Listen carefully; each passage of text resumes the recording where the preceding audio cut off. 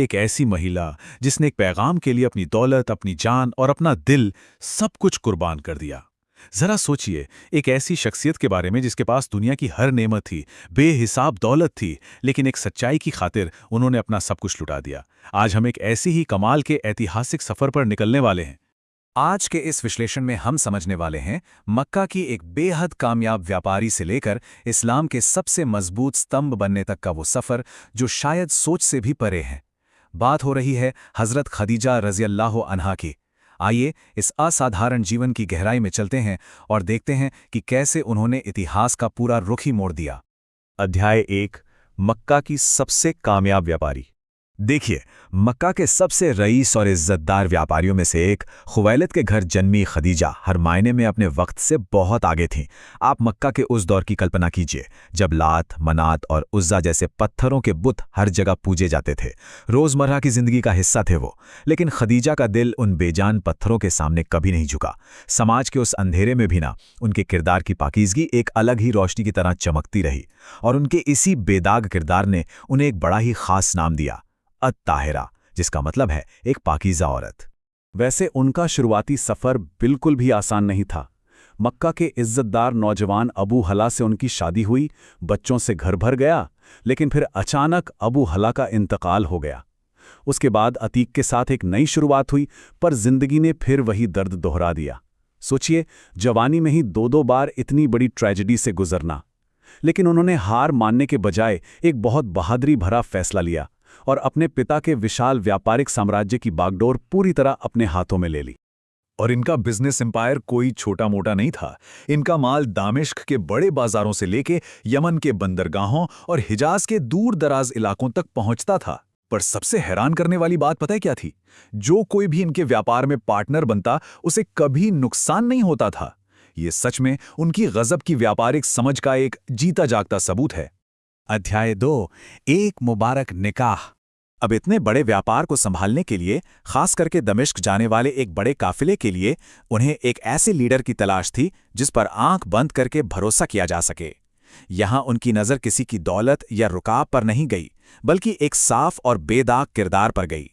उस वक्त मक्का की गलियों में सिर्फ एक ही नाम गूंज रहा था, एक यतीम नौजवान जो बचपन में पहाड़ों पर अकेले भेड़ें चराते थे, पर अपनी बेहिसाब ईमानदारी के लिए हर जगह मशहूर थे। लोग उन्हें एक खास नाम से बुलाते थे, अल अमीन, यानी सबसे भरोसेमंद। ये नाम था नौजवान मोहम्मद सल्लल्लाहु अलैहि वसल्लम का।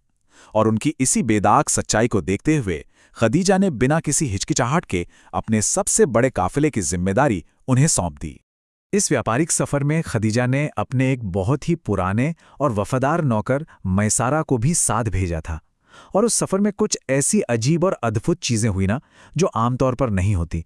पहला, एक ईसाई राहिब ने उस पेड़ को देखकर जहां नौजवान मोहम्मद बैठे थे, हैरानी से कहा कि इस पेड़ के नीचे आज तक एक नबी के सिवा कोई और नहीं बैठा। और दूसरा, दोपहर के तपते हुए रेगिस्तान में एक रहस्यमयी बादल लगातार उन पर साया किए हुए चलता था। जब मक्का लौटकर मैसारा ने ये सारी बातें बताईं, तो खदीजा को अंदर तक यकीन हो गया कि ये कोई आम इंसान नहीं है। इसके बाद समाज के कई अमीर और रसूखदार लोगों के रिश्तों को मना करने के बाद खदीजा ने अपनी बहुत करीबी सहेली नफीसा के जरिए खुद अपना पैगाम भेजा। उनका सवाल बड़ा सीधा था, आपको शादी करने से क्या चीज रोक रही है? बस इस एक सवाल ने दौलत और सादगी के बीच की वो सारी दीवारें हमेशा के लिए गिरा दीं। और इस तरह 40 साल की खदीजा और 25 साल के मोहम्मद अलैहिस्सलाम का वो ऐतिहासिक और मुबारक निकाह हुआ। लेकिन देखिए, जिंदगी के इस बेहतरीन और सुकून भरे दौर में एक बहुत ही दर्दनाक वक्त भी उनके हिस्से में आया। घर में बच्चों की किलकारियां तो गूंजीं, लेकिन जल्दी ही उन्हें अपने नन्हे बेटे कासिम और उसके बाद अपने दूसरे बेटों को खोने का वो असहनीय दुख सहना पड़ा। एक माँ के लिए अपने मासूम बच्चों को मिट्टी में सुलाने से बड़ा दुख भला क्या हो सकता है? पर इस अथाह गम को उन्होंने इस गहरे यकीन के सहारे सहा कि उनके बच्चे जन्नत के परिंदों की तरह एक बेहतर और सुकून वाली जगह पर हैं। अध्याय 3, गारे हिरा और पहली वही। मक्का के समाज में जो बेइंसाफी और बेचैनी फैली थी, उससे आहत होकर 38 साल की उम्र में पैगंबर मोहम्मद सल्लल्लाहु अलैहि वसल्लम ने शहर के शोर से दूर गारे हिरा की खामोशी में वक्त बिताना शुरू कर दिया था। अब आप जरा उस एब्सोल्यूट डेडिकेशन की कल्पना कीजिए। मक्का की सबसे इज्जतदार महिला तपती धूप में माउंट हिरा के उन पथरीले और खतरनाक रास्तों पर चढ़ रही हैं, पैर जख्मी हो रहे हैं, सांसें फूल रही हैं, सिर्फ इसलिए ताकि वो अपने शौहर तक खाना और पानी पहुंचा सकें। उन्होंने एक बार भी, जी हां, एक बार भी किसी चीज की शिकायत नहीं की। उनका हर थका हुआ कदम खामोशी से बस यही कह रहा था, आप अकेले नहीं हैं, मैं आपके साथ हूं। और फिर साल 610 की वो रात आती है। आसमान में सितारे जगमगा रहे थे और अचानक उस पहाड़ की गहरी खामोशी को चीरती हुई एक आवाज गूंजी। फरिश्ते जिब्रील ने आकर हुक्म दिया, पढ़ो अपने रब के नाम से जिसने पैदा किया। और इस एक ईश्वरीय आदेश ने पूरी दुनिया का रुख पूरी तरह से बदल कर रख दिया। ये पहली वही का तजुर्बा इतना ज्यादा ओवरवेलमिंग और भारी था ना कि अल्लाह के रसूल खौफ से कांपते हुए और घबराए हुए घर लौटे। आते ही उन्होंने कहा, मुझे चादर उड़ा दो, मुझे चादर उड़ा दो। और बिना एक भी सेकंड गंवाए खदीजा उनकी तरफ लपकीन, उन्हें चादर में लपेटा और अपने सुकून के साये में उन्हें पूरी तरह महफूज कर लिया। खदीजा ने उन्हें बहुत यकीन से तसल्ली दी। कहा कि अल्लाह उन्हें कभी मायूस नहीं करेगा, क्योंकि वो हमेशा सच बोलते हैं और मजबूरों की मदद करते हैं। फिर वो उन्हें अपने चचेरे भाई वरखा बिन नौफल के पास ले गईं, जिन्हें पिछली आसमानी किताबों का बहुत गहरा ज्ञान था।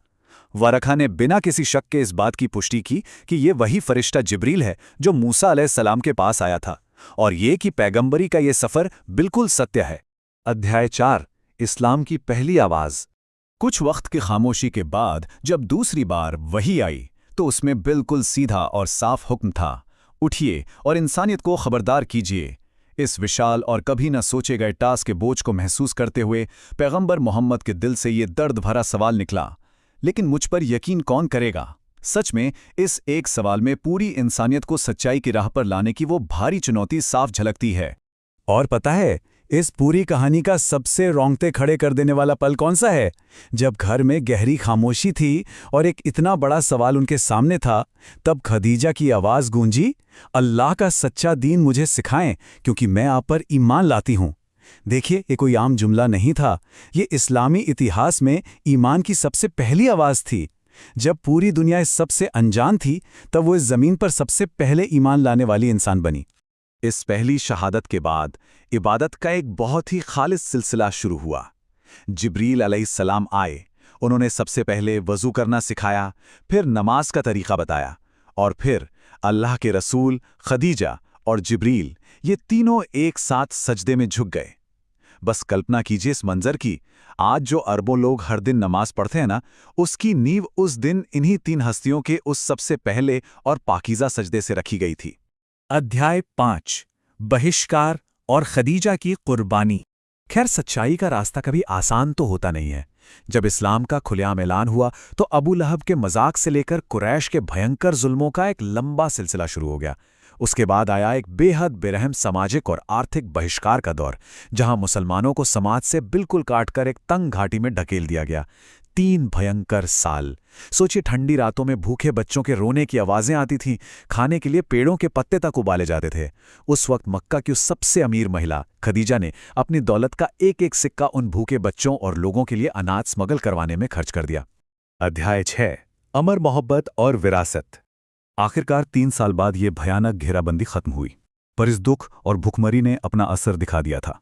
बढ़ती उम्र और उन 3 सालों की तकलीफों ने खदीजा के जिस्म को पूरी तरह तोड़ दिया था, लेकिन उनका जज्बा, उनका ईमान एक सेकंड के लिए भी नहीं डगमगाया। उनके आखिरी वक्त में एक ऐसी बात हुई जो बिल्कुल दिल को छू लेती है। खुद जिब्रील अलैहिस्सलाम ने आकर पैगंबर को संदेश दिया कि खदीजा को उनके रब और मेरी तरफ से सलाम कहिए, और उन्हें जन्नत में मोतियों से बने एक ऐसे शानदार महल की खुशखबरी दीजिए जहां ना कोई शोर होगा और ना ही कोई थकन। जिस महिला ने एक पैगाम के लिए अपनी सारी जिंदगी थकन और तकलीफों में गुजार दी, उसे आखिर में हमेशा के सुकून का ये ईश्वरीय वादा मिला।